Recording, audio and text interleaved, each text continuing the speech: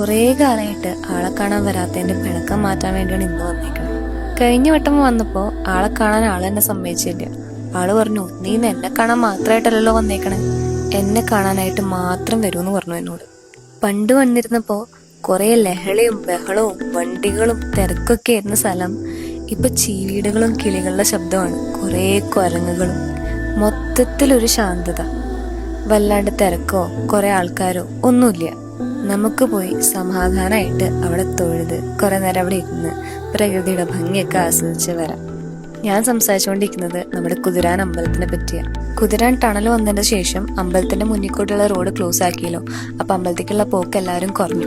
പക്ഷെ ഞാൻ ഒന്ന് പറയുകയാണെങ്കിൽ എല്ലാവരും പോയി കാണേണ്ട ഒരു അമ്പലാട്ടോ. അത്ര രസം അവിടെ.